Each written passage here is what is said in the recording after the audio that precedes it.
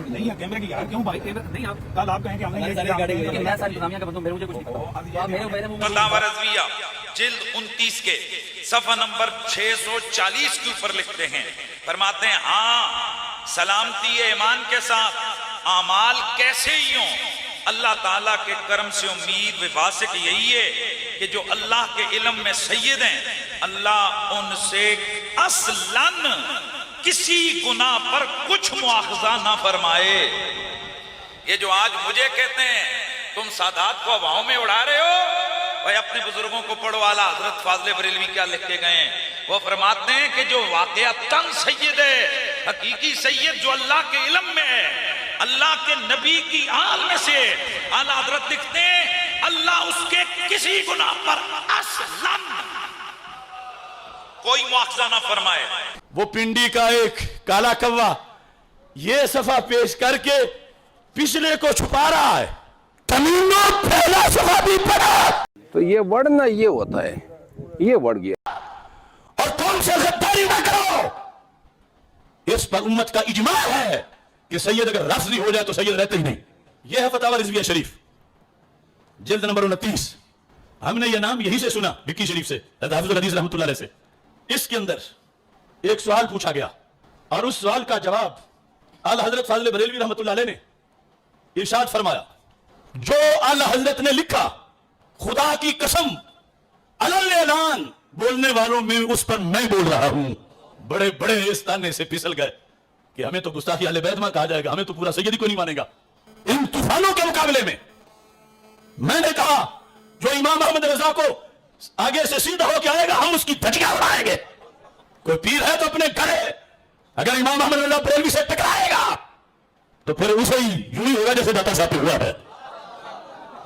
سوال، کیا سید پر دوزخ کی آنچ قطعاً حرام ہے اور وہ کسی بدعمالی کی پاداش میں دوزخ میں جا ہی نہیں سکے گا؟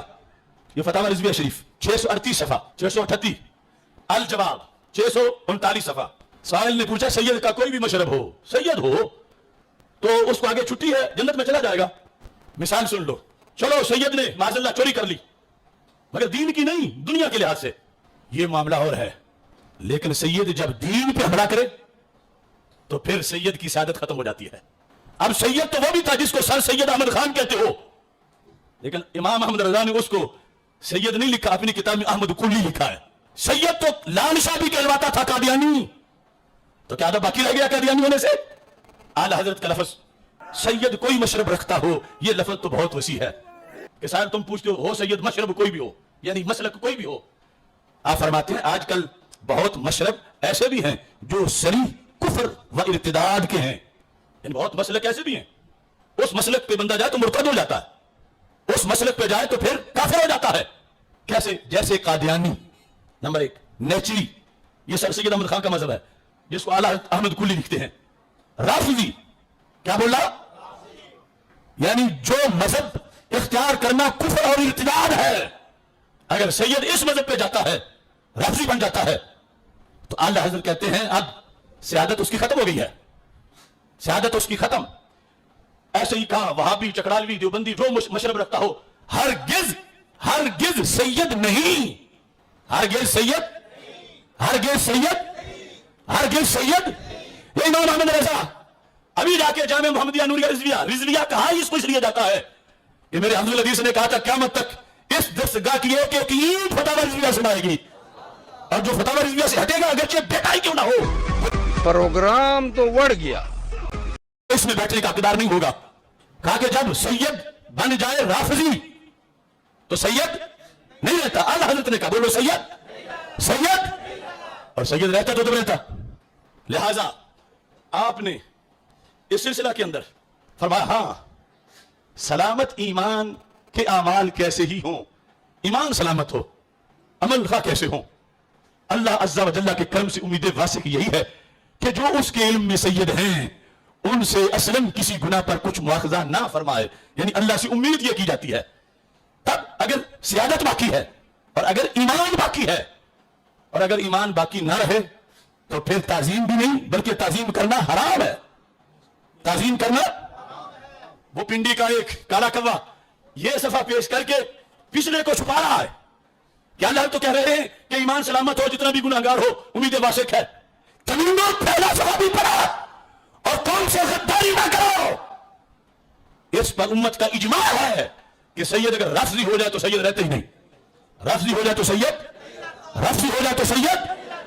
غوث اعظم رضی اللہ تعالیٰ عنہ سے مردہ، چاہے وہ انسان چاہے وہ کوئی اور زیرو چیز ہو، حیوان ہو، پرندہ ہو، کوئی اور ہو، غوث اعظم سے تواتر سے یہ کرام میں ثابت ہے کہ غوث اعظم کے ہاتھ میں اللہ تعالیٰ نے مردوں کو زندہ فرمایا. کیا مردے بطور کرامت زندہ ہو سکتے ہیں کہ نہیں ہو سکتے؟ اگر اس بات کی بحث کی جائے تو ابن تیمیہ صاحب کی کتاب الفرقان بین اولیاء الرحمن و اولیاء الشیطان، اس پہ وہ لکھتے ہیں کہ ولی بطور کرامت مردوں کو زندہ کر سکتا ہے. جلدی جلدی بولتے ہیں، حوالے دے رہا ہوں.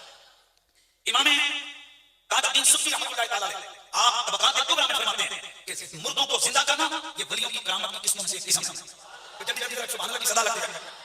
اسی طرح فتاوی حدیثیہ کے اندر حضرت امام ابن حجر ہیتمی مکی رحمۃ اللہ تعالیٰ علیہ اور نفحات کے اندر امام جامی رحمۃ اللہ تعالیٰ علیہ اور اس کے علاوہ امام سیوطی رحمۃ اللہ تعالیٰ علیہ آپ نے بھی لکھا. اور اس کے علاوہ حیات الحیوان میں امام دمیری نے، تھانوی صاحب نے، جو تبلیغی حضرات کے جو پیو مرشد ہیں، ان کی کتاب تذکیر میں، ان کی کتاب افاضات القومیہ میں، ان کی کتاب اعداد المشتاق میں، اور حاجی داد اللہ مہاجر حقی صاحب کی کتاب کرامات امدادیہ میں جس کو تھانوی صاحب نے مرتب کیا. اسی طرح خود رشید احمد گنگوئی صاحب اور اس کے علاوہ باجر الاسرار میں، اسی طرح نفحات کے اندر اور بے شمار کتب میں موجود ہے. اور حضرت شیخ کے محقق محدث دہلوی آپ اشرف العلمات اور اشکات کی شرح اس میں لکھتے ہیں کہ یہ بات اہل سنت میں اجماعی طور پر ثابت ہے کہ اللہ کا ولی بطور کرامت مردوں کو زندہ کر سکتا ہے. ان کی تو کوئی حیثیت ہی نہیں ہے. امام مسلم نے صحیح مسلم کے مقدمے میں لکھا ہے، میں نے اس پہ پوری ویڈیو بھی ریکارڈ کروائی تھی، کہ 100 کے قریب تابعین اہل مدینہ میں ایسے تھے جن کے نیک ہونے پہ تو اتفاق تھا، لیکن اس پہ بھی اتفاق تھا کہ ان سے حدیث کوئی نہیں لی جائے گی. حدیث کے معاملے میں ان سے غلط چیزیں نکل جاتی ہیں. اور امام مسلم نے کہا ہے کہ میں نے حدیث کے معاملے میں تو سب سے زیادہ نیک لوگوں کو جھوٹ بولتے ہوئے دیکھا ہے. نیک لوگوں کو. آج بھی آپ دیکھ لیں کتنے لوگ ہیں واعظین جھوٹے قصے کہانیاں بیان کرتے ہیں، لوگوں کو بڑا نیک سمجھتے ہیں اور کہتے ہیں بڑا اچھی تقریر کرتے ہیں. نیک لوگ ہیں لیکن حدیث کے معاملے میں جھوٹ بول رہے ہوتے ہیں. آپ کو یہ کہنا چاہیے کہ بھائی آپ نے اپنے آپ کو قرآن و سنت کے مطابق کرنا ہے، کیونکہ نبی صلی اللہ علیہ وآلہ وسلم نے حجۃ الوداع کے موقع پر 2 چیزیں چھوڑی تھیں، ایک اللہ کی کتاب اور اس کے نبی کی سنت. المستدرک الحاکم میں صحیح سند سے یہ حدیث موجود ہے. بابا کوئی نہیں تھا چھوڑا، بابے والے ہو. ہاں، حالانکہ نبی علیہ السلام کے پاس وہ بابے تھے جو چھوڑے بھی جا سکتے تھے، صحابہ کرام علیہم رضوان. لیکن آپ صلی اللہ علیہ وآلہ وسلم کو پتا تھا کہ جیسے میں دنیا سے چلا گیا ان بابوں نے بھی دنیا سے چلے جانا ہے. میں ان چیزوں کے ساتھ جوڑ کے جاؤں امت کو کہ اگر کوئی شخص 1400 سال بعد بھی آئے نا تو وہ اس کے ساتھ جڑ سکے، یعنی قرآن اور سنت کے ساتھ. آج کی ڈیٹ میں تو حضرت ابوبکر کا وہی سٹیٹس ہے جو رسول اللہ کا ہے، یعنی دونوں دنیا سے چلے گئے. حضرت عمر، عثمان، علی رضی اللہ عنہم اجمعین وعلیہم السلام اجمعین کا وہی سٹیٹس ہے جو نبی اسلام کا ہے کہ دنیا سے چلے گئے. حتیٰ کہ آخری صحابی کو بھی فوت ہوئے 1350 سال گزر چکے ہیں. ابو طفیل عامر بن واثلہ المتوفى 110 ہجری میں مفوت ہوئے، اور آج چل رہی ہے 1445 ہجری. تو نبی الاسلام نے کتاب و سنت کے ساتھ جوڑا. یا پھر غدیر خم پہ فرمایا قرآن اور اہل البیت، 2 چیزیں چھوڑ کے جا رہا ہوں. اور اس میں قرآن کے لیے تو اسپیسیفکلی فرمایا کہ یہ اللہ کی کتاب ہے، اس میں ہدایت ہے، اس میں نور ہے. تم اللہ کی کتاب کو پکڑو، اپنا تعلق اس کے ساتھ مضبوط کرو. اللہ کی کتاب اللہ کی رسی ہے، جو اسے پکڑے گا وہ ہدایت پہ ہوگا، جو چھوڑ دے گا وہ گمراہ ہو جائے گا. اور پھر دوسری بھاری چیز میرے اہل البیت ہیں، میں اپنے اہل البیت کے معاملے میں تمہیں اللہ کا خوف دلاتا ہوں. یہ بات آپ علیہ السلام نے 3 دفعہ ریپیٹ کی کہ میں اپنے اہل البیت کے معاملے میں تمہیں اللہ کا خوف دلاتا ہوں، میں اپنے اہل البیت کے معاملے میں تمہیں اللہ کا خوف دلاتا ہوں. تو اللہ کے فضل سے یہ ہمارا پلیٹ فارم ہے جو قرآن و سنت پہ کھڑا ہے، توحید کے اعتبار سے، عقائد کے اعتبار سے، اعمال کے اعتبار سے. اور اہل البیت کا دفاع بھی اسی پلیٹ فارم سے ہو رہا ہے. اور اہل البیت کے دشمنوں کو ننگا کرنے والا پلیٹ فارم بھی ہمارا پلیٹ فارم ہے قرآن و سنت کی روشنی میں. تو ہم تو غدیر خم پہ کھڑے ہیں بھائی، ہم تو حجۃ الوداع پہ کھڑے ہیں. اور تم یہ کہہ رہے ہو کہ اپنا عقیدہ نہ بدلنا. بھائی تمہیں کہنا چاہیے کہ تمہیں اپنے آپ کو نبی الاسلام کے ساتھ جوڑنا ہے، نہ کہ یہ بابوں کے عقیدوں کے ساتھ جوڑنا ہے جو تمہارے بابے عقیدے بتا کے. وہ کہتے ہیں کہ انجینئر کی کیا اوقات ہے، ہم تو غوث پاک کے عقیدے کے اوپر ہیں. یعنی شیخ عبد القادر جیلانی المتوفى 561 ہجری، وہ اپنی عوام کو یہ بتا رہے ہیں کہ بھائی انجینئر کی کیا اوقات ہے، ہمارے تو عقیدے وہ ہیں جو شیخ عبد القادر جیلانی کے عقیدے ہیں. تو معذرت کے ساتھ اس سے بڑا کوئی بلنڈر ہی نہیں ہے. تمہارا شیخ عبد القادر جیلانی کے ساتھ کیا لینا دینا؟ تم نماز کے جس طریقے کو مکھیاں مارنا کہتے ہو، تم نے اپنی پبلک کو یہ بتایا کہ یہ بغلوں میں بت رکھ کے آتے تھے تو رفع الیدین ہوتا تھا. جس شیخ عبد القادر جیلانی رحمۃ اللہ علیہ کے نام کے اوپر تم چندے اکٹھے کرتے ہو, 11ویں پکا پکا کے کھاتے ہو, کبھی اس 11ویں کے اوپر تمہاری جرت نہیں ہے کہ اس کی کتاب غنیت الطالبین سے نماز کا طریقہ بتا سکو. اس میں وہی طریقہ لکھا ہوا ہے جو بخاری اور مسلم میں ہے, رکوع میں جاتے وقت اور رکوع سے اٹھتے وقت رفع الیدین کے ساتھ نماز پڑھنا. تو تم غوث پاک کے عقیدے پہ کہاں سے آگے بھائی؟ اسی کتاب غنیت الطالبین میں تمہارے غوث پاک نے اور ہمارے عبد القادر جیلانی رحمۃ اللہ علیہ نے تم حنفیوں کو گمراہ جہنمی فرقہ لکھا ہے. ہاں, کتنی مزے کی بات ہے. اور اس سے زیادہ تکلیف دہ چیز انہوں نے لکھا ہے کہ اہل حدیث اصل میں اہل سنت ہے. چلو 2 چھکے مار کے گئے نا دونوں, اور یہ چھاپی ہوئی ہے خود بریلویوں نے. نماز کا طریقہ عقیدے وہ تو تمہارے والے ہے ہی نہیں تھے. استواء علی العرش کے حوالے سے انہوں نے ان کو جامعہ لکھا ہے حنفیوں کو, اور اپنا عقیدہ اس میں کلیئر کیا ہے. تو 11ویں کے اوپر کبھی عبد القادر جیلانی کی کتاب غنیت الطالبین سے تم نماز کا طریقہ بتا سکتے ہو؟ 2 ہی ان کے بابے ہیں جی, انٹرنیشنل بابے, باقی تو سارے لوکل ہیں. انٹرنیشنل بابے جو ہے نا 2 ہی ہیں, اور میں ان دونوں کی عزت کرتا ہوں کتاب و سنت کی حدود کے اندر. نمبر 1 امام محمد غزالی المتوفا 505 ہجری, اور نمبر 2 شیخ عبد القادر جیلانی المتوفا 561 ہجری.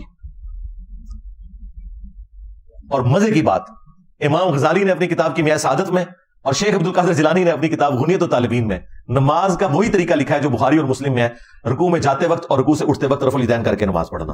اب مجھے بتائیں, یہ جو یہ کہہ رہا تھا کہ انجینئر تیری کیا اوقات, ہم غوث پاک کے عقیدے کے اوپر ہیں, تمہاری تو نماز ہی غوث پاک والی نہیں ہے. اور اگر تم یہ کہتے ہو کہ نہیں وہ تو حنبلی تھے تو یہ بھی جھوٹ ہے, انہوں نے کہیں نہیں لکھا کہ میں حنبلی ہوں. اور دوسری بات, تمہارا پیران پیر تو حنبلی ہے تو تم حنفی کیوں ہو؟ اور پیران پیر کو پوری زندگی یہ پتہ ہی نہیں چلا کہ نماز کا سنت طریقہ کیا تھا جو تم حنفیوں کو سمجھ آ گیا. بتاؤ مرید کی نماز ٹھیک ہے یا پیر کی؟ آپ کو تو کہتے ہیں فنافی شیخ ہو جاؤ, تو کیوں نہیں ابھی تک فنافی شیخ ہوا؟ ہاں, یہ ان کی لینگویج میں انہیں جواب ہے. ہم تو فنافی شیخ ہیں, ہمارا شیخ تو وہ ہے جن کی قبر مدینے میں صلی اللہ علیہ وآلہ وسلم, جو ہمارے باپ بھی ہیں روحانی طور پہ. النبی اولا بالمؤمنین من انفسہم وازواجہ امہاتہم, نبی مومنین کی جانوں پر ان سے بڑھ کر حق رکھتے ہیں, اور نبی کی بیویاں امت کی مائیں ہیں. لیکن تم فنافی شیخ کیوں نہیں ابھی تک ہوئے کہ تم غوث پاک کی 11ویں جو پکا پکا کے کھا رہے ہو اور تونے بڑھا رہے ہو, کبھی اس 11ویں کے اوپر غنیت الطالبین کھول کے غوث پاک کی نماز کا طریقہ بتایا عوام کو؟ تو یہ بھی تمہارا دعویٰ بالکل غلط نکلا. اور امام مسلم لے کے ہیں کہ ایک زمانے میں یہ بھی مرض آیا تھا کہ جو مر گیا اس کو برا بلا مت کو, لہذا جنہوں نے جھوٹی حدیثیں گھڑی ہیں ان کی برائی لوگوں کو نہ بتاؤ. انہوں نے پھر تابعین کے اقوال نقل کیے ہیں کہ مرے ہوئے لوگ جو حدیث یا قرآن کے معاملات میں غلط باتیں کر کے گئے ان کی غلطیاں بیان کرنا واجب ہے, ان کی غیبت کرنا ضروری ہے. آپ سے کوئی رشتہ مانگنے آیا آپ کی سسٹر کا, بیٹی کا, تو آپ لوگوں سے یہ کہیں گے کہ جی چھوڑ دو جی, وہ یہ بندہ میں اس کی برائی نہیں بیان کروں گا کیونکہ ورنہ رشتہ کینسل ہو جائے گا, غیبت نہیں کرنی چاہیے کسی کی. نہیں, وہ تو بخاری مسلم ہے, جو آپ سے مشورہ مانگتا ہے وہ امانت آپ کے پاس رکھتا ہے, آپ نے خیانت نہیں کرنی, تو اس وقت آپ کے لیے واجب ہو جائے گا کہ آپ اس کی غیبت کریں گے. جس نے برائی کی ہے اس کی غیبت کریں. ٹھیک ہو گیا؟ تو وہ باقی گالی گلوچ کی اجازت نہیں. اگر وہ یہ کہتا ہے کہ جی ان کی تعلیمات غلط تھی یا ان کے عقائد قرآن و سنت کے مطابق نہیں تھے, یا کشف المجہوب کے اندر فلاں واقعہ رسول اللہ کی توہین پر مبنی لکھا ہوا ہے, میں نے نہیں ثابت کیا. صاحب اور سکر کا واقعہ, پاکستان لیول کے ایک بریلوی مفتی ہیں, انہوں نے تو مجھے یہاں تک کہہ دیا, میں ان کا نام نہیں لیتا, انہوں نے کہا کہ جی اللہ معافی دے, علی اجمیری صاحب جانے اور اللہ کا معاملہ ہے, میں تو کبھی بھی اس واقعے کو نہیں کرتا کہ زید ابن حارثہ کی بیوی کے ساتھ جو نبی اسلام کے بارے میں اسکینڈل کشف المجہوب میں لکھی ہے نعوذ باللہ, لیکن پبلک میں آگے وہ بیان کریں تو ان کی پبلک ان کے ٹکڑے ٹکڑے کرتے ہیں. اور اگر یہ کہہ دیں کہ یہ کشف المجہوب میں بعد میں کسی نے داخل کر دیا تو پھر میں ڈانگ لے کے ہوتے ہیں کہ بعد داخل کیتا, یہ سب کچھ بعد داخل ہوا ہے, نہ بابا ہے نہ کتاب ہے. ہاں, if there is no کشف المجہوب there is no Ali Ajmeri, if there is no Al Muhannad Al Mufannad there is no دیوبندیت, if there is no Assam الارمین there is no بریلویت, کیونکہ انہی کتابوں پہ کھڑے ہیں. اچھا, یہ ساری باتیں کرنا ضروری ہیں. اب لوگ کہتے ہیں کہ جی اب اتنا ہارڈ سٹانس لینے کی کیا ضرورت ہے؟ سر یہ ہارڈ سٹانس لیا تو ہی دنیا تبدیلی آئی ہے. قرآن دیس 1400 سال تو موجود سی, ٹگے دے ٹگے مار گئے ساڈے ماں پیو بھی, انہوں نے ماں پیو بھی, انہوں نے ماں پیو بھی. یہ میں نے ایک محاورت بات کر رہا ہوں, ہمارے باوجداد تو اس طرح ہی مار گئے. کتابیں تو موجود تھی, میں نے کوئی آگے ایسی آیت تو نہیں قرآن سے نکال کے آپ کو بتائی جو پہلے قرآن میں نہیں تھی, نہ کوئی اس کا ایسا ترجمہ بیان کیا جو علماء نے آلریڈی نہیں کیا ہوا تھا. لیکن صرف آپ کا دماغ بولا کہ یار سوچو, خدا کے لیے جانور نہ بنو, انسان بنو, دیکھو یار اللہ کے بندو سیریس لو اس ایشو کو. پہ لگتا ہے, اس لیے ہم اس کو پھاڑ دیتے ہیں, لیکن ایسے نہیں غفران بھائی کے سٹائل میں. قل اعوذ برب الفلق من شر ما خلق ومن شر غاسق اذا وقب ومن شر النفاثات في العقد ومن شر حاسد اذا حسد.